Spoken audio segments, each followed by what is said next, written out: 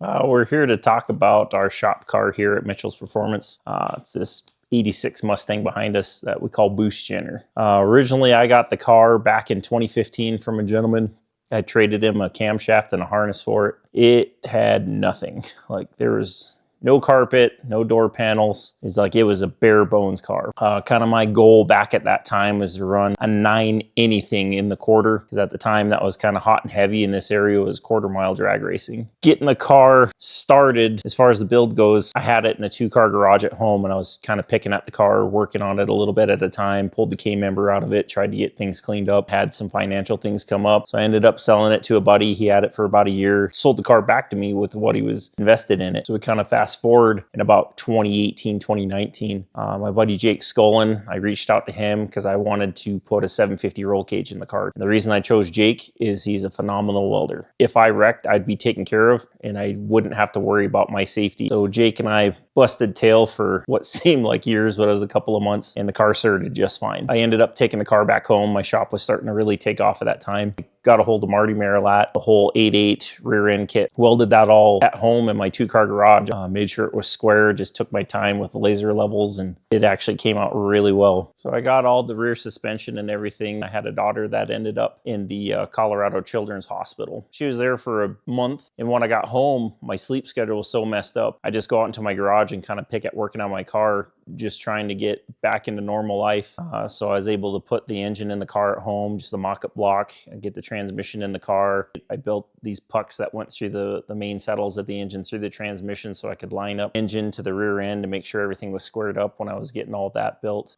I kind of hit a point where I needed to bring it back to my shop where I could actually put the actual engine and transmission in the car. The engine that we originally started with was a 5.3 with 243 heads. We got all that hammered out, put together, put in the car. So the whole car powers a PT98 turbo. We put a filter on it just so you don't suck up a small child or anything going down the road. Works really well. The car likes it. Moved on to the transmission side. Had a stage 3 Thule cam in it. There was nothing crazy about it. We did 1/2-inch head studs. So I took to building this Turbo 400 that's in the car. I got a hold of my friend Phil Burrows, local transmission builder, and I got all my parts through Phil. It has a billet input shaft, billet main shaft, billet output shaft. Used a 4L80 direct drum. Just shelf parts, nothing crazy was in it. Used Borg Warner high energy clutches. Everyone has their opinions, but it was what I figured would work best. So we got the transmission all done, called up A1, got a converter ordered for the car. I'm like, I'm gonna make Big Sky Race Week. My dad and I had talked about it when I was younger, and I told my dad, you know, I wanna run one of these. And his exact words to me, he's like, you know, that's a lot of work and that's a lot of money. I'm like, well, at the time when I was 19 years old, I'm like, I'll figure it out. We'll get it done. He actually ended up passing away in 2014. So it was 10 years after that, almost to the date, is when Big Sky Race Week was happening. And I told my best friend Perry, I'm like, we're gonna do this. I didn't give him a choice. We're gonna go on Big Sky Race Week. I hustled and hustled and hustled. I'd run my shop during the day, and at 6 o'clock at night, I'd clock out and I'd work on my car till 9, 10 o'clock, sometimes midnight. My kids didn't see me a whole lot at the time, but like a day off here or there and spend it with my family just so I could keep my sanity. It's 2 days before Big Sky Race Week, and I finally fire the car and drive it for the first time. Never been raced in its life. I have no idea what I'm doing suspension-wise. Mainly, I'm trying to get 700-800 horsepower car to run good. I'm not there trying to tune suspension and everything. So take it on its maiden voyage to my house. Well, the alternator doesn't charge. So get it to my house. It's just only 5 miles down the road. Charge it up at night, and I drive it back to my shop the next day. Figure out I just need to put a switch 12-volt source to the alternator, and it's good to go. We get to testing for Big Sky Race Week, which is the Sunday before it starts. I make a pass in the car. Hardly raced anything fast in my life, to be honest with you. This car I thought was going to set the world on fire. My first pass, I don't even remember what it was, like an 8 or a 9-second 1/8 mile pass. It was nothing crazy, and I was shaking. Well, I get back to the pits. Front brake line's leaking. So we tighten that all up. Go to make another pass. Well, it pushes converter seal out of it. So I'm like, at 2 passes, I'm done. So I bring it back to the shop. So it was an easy fix. Pulled the transmission out, pulled apart just to check everything out, make sure everything was good. Cleared out that vent hole, and it was good to go. So during race week, what no one really knew is we had 0 gauges in the car, nothing. We didn't have a working tachometer, fuel gauge, oil pressure, nothing. We'd plug my laptop in because I had a stock E38 ECM in the car, and we'd pay attention to the temperature running down the highway. That was it. Like, I was shifting by ear. I didn't have anything to work with, so it was pretty crazy. I told Perry, I'm like, I don't care if the car still has forward movement. We are going to make it down the road, and we are going to finish this race. So we get to Big Sky Race Week, day 1, and I let go of the trans brake, and the car just hooks and books. It scared me, so I let off the throttle. Probably would have went, I'm guessing a 580 to a 590 in the 8th, which my goal for the car for that first year out was a 5 anything. I didn't care if it was a 9.9, just a 5 anything was my goal. So come back to the pits, regroup, go to make another pass, and the car spins, which is kind of odd. And I had an employee up there. He's like, hey, I seen a lot of smoke. He's like, I think you got something going on. Car pushed the crank seal out. So I didn't have near enough crankcase ventilation on it, and I know better. I build engines every day. We run to town, grab a new crank seal, right stuff it in, make another pass, pushes it out. I run, I think, like a 640 or something like that. And I'm like, that's all right. I'm just going to make the week. I don't care about winning. I'm just going to make that week. As we're getting ready to head to day 2, come back to my shop, put a crank seal in it, and I build these 2 metal straps that I pull across the front of the timing cover to hold this crank seal in. And on my way to Lewistown, I call up my other good friend Cameron Richards. I'm like, hey, I'm having crankcase issues. I need help. And he's like, let's pull the catch can, the valve covers off my car. I'm in Bozeman. I'll run them over to you. So Cameron runs his valve covers, his catch can, his whole system over to me. And it happens to be a blizzard that night, I guess over by Harleton. There was like 6-7 inches of snow. They're driving through slush on the highway.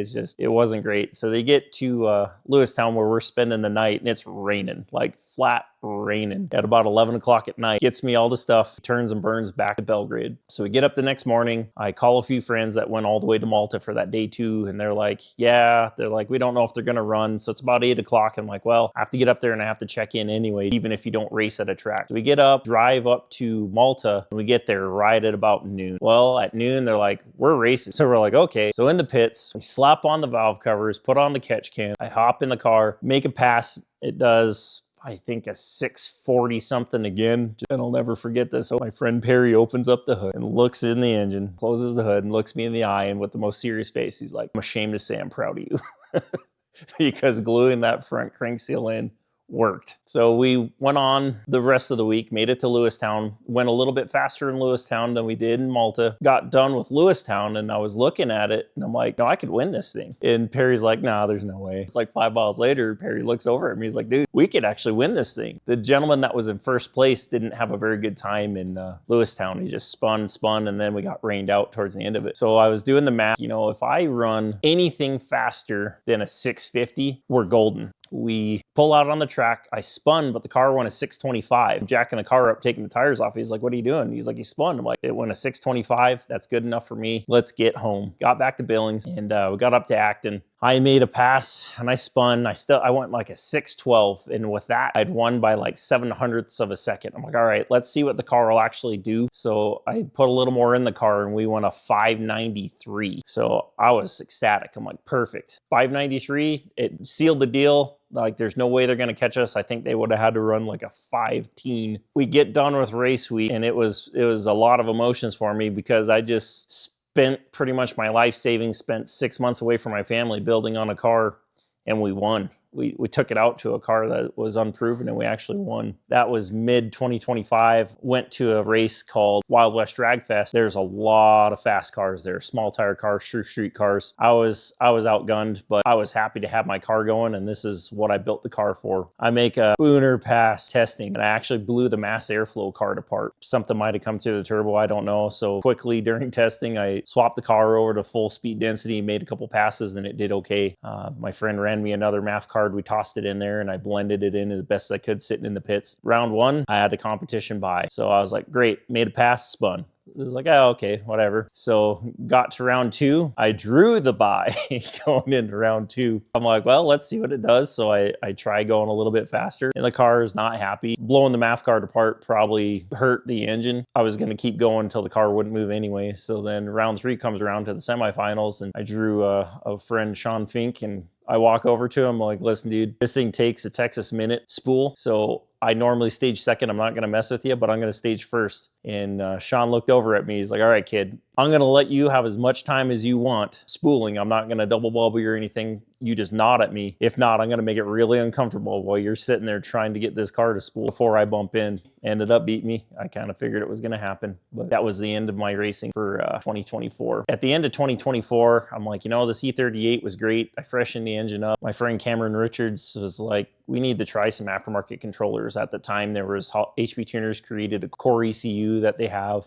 and then there was Haltech Rebels. We wanted to try a system that we could sell to the masses of our customers, what would cover the most setups out there. So I decided to put a Haltech Rebel in the car. So I put a Haltech Rebel in the car, switched it over to E85, which I had zero tuning data on. I'd never seen a Haltech system in my life, never used the software. Put it in the car, it fired up and ran instantly. So I spent a bunch of time picking around at it. The car actually started working really well. A little bit of data we had, so I added in a Haltech dash to it. So I could wire in my blinkers, I could wire in my fuel gauge and everything, which was a giant improvement over what I'd been working with before. So I found an IO expander box from Haltech. We put it in there. I wired in shock sensors on all four corners on the car, put a trans main pressure solenoid in the car, put a torque converter, pressure switch in it, and temperature switch in the car as well. Talked to Dave Kaput, ordered up a set of dual dump valves for it if I needed them for that 5.3. Got all that wired in, and I had a friend, I was sitting in my diner room just sanding on the car, because a friend that mentioned, he's like, hey, I'll wrap your car for you. Body looks like it's in pretty good shape, but get some color on it, because at the time it was just primer. So I'm sanding away, and my friend rolls in, Josh Carlson, and he's like, what are you doing, bud? And I'm like, I'm sanding, just trying to get my car to look good, and it's gonna get wrapped. So Josh is like, well, I told you years ago I'd help you with this. Like, let's get some body work done on it and sand a couple more weekends. I'm like, what's it take if we just paint it? And he's like, sand it one more time. So we take the car out to Scott Parker's, and he sealed the car up for me. And I happened to be stopping at another friend's, Kevin Van Larhoven, who has Trackside Auto Body. And Kevin was like, dude, bring that down and let's get some color on that car. So Trackside painted the car. And when it came out of the booth, like, it was perfect. Like, it didn't need denibbed or anything. I've never cut or buffed this car, never polished it. It's just how it looks now is how it came out of the booth. Those guys do phenomenal work. So I had this new car. I'm like, well, let's take the methanol injection off the car, put an air-to-water intercooler on the car, put a set of long travel front shocks on the car from Viking. The rear already had triple adjustables on it. Make a call to a friend, John Voss, and I'm like, hey, this is what the car's doing. Here's a video of the car. He's like, well, what's the shock data? I'm like, I have no idea, dude. I just have them. It doesn't mean I know how to use them. Gives me some ideas of what to do. End up making a pass for Big Sky Race Week again. We actually end up splitting the air-to-water intercooler. It just didn't work out for me. So pulled the intercooler back out of the car, went back to methanol injection in the 85, and oddly enough, the car picked up power going that route. So we go down to Gillette to 307 Outlaw Streets and make a couple of passes, race a friend. The car is starting to come around. It has a little 5.3 in it still. I'm working along, and I had another customer that had an engine swapped out in their rig, and it was a 416 LS. And he's like, have at it, fix it, do whatever you need to with it, change a few parts. And I actually built a 416 for the car and get it in there. And we created the event at YDS called Untamed Asphalt, which is a backside no prep event.